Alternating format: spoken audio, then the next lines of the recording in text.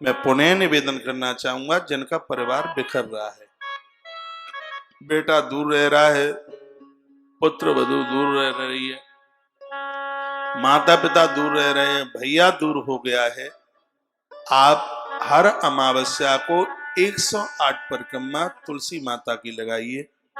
हर अमावस्या को तुलसी के पत्तों से ही लगाइए। 108 तुलसी पत्र ले लें,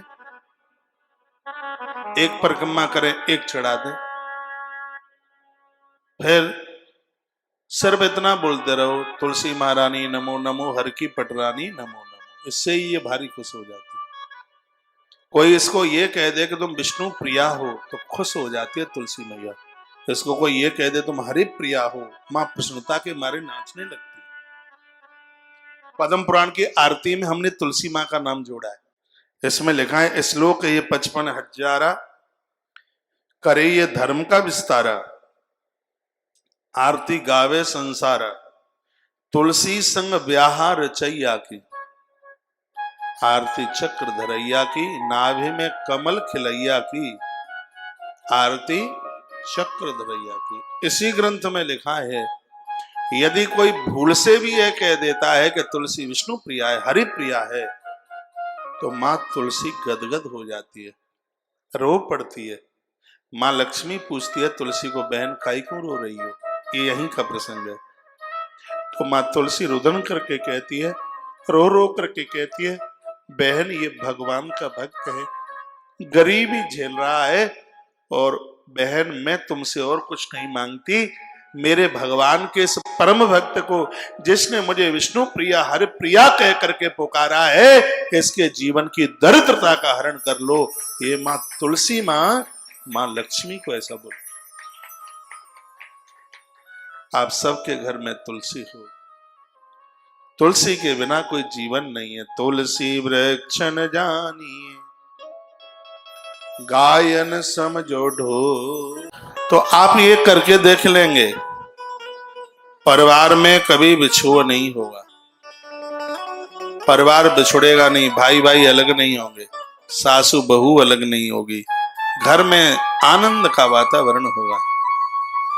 जो अपने लास्ट समय में अपने बच्चों को अपने आप से दूर नहीं देखना चाहते, तो आप आज से ही मां तुलसी के प्रति अटूट श्रद्धा समर्पित करना शुरू कर दीजिए।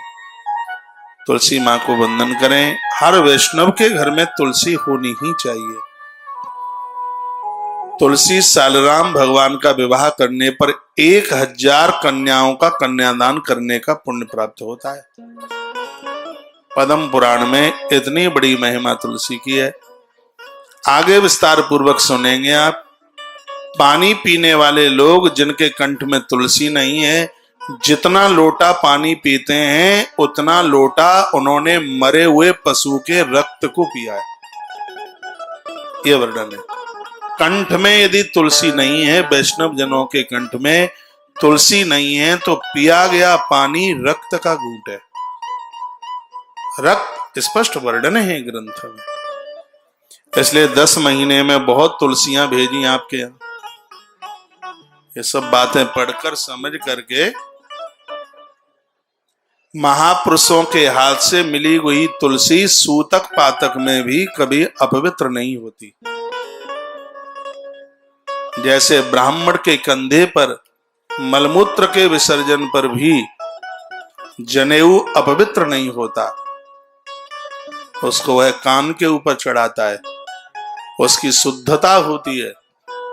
उसी प्रकार से गुरुजनों के हाथों से मिला हुआ रुद्राक्ष यह तुलसी सूतक पातक में भी, न जन्म के में न मृत्यु के में भी वह अपवित्र नहीं होता। इसलिए हमारे यहाँ कंठी तुलसी रुद्राक्ष महापुरुषों से लेने का विधान बताया गया।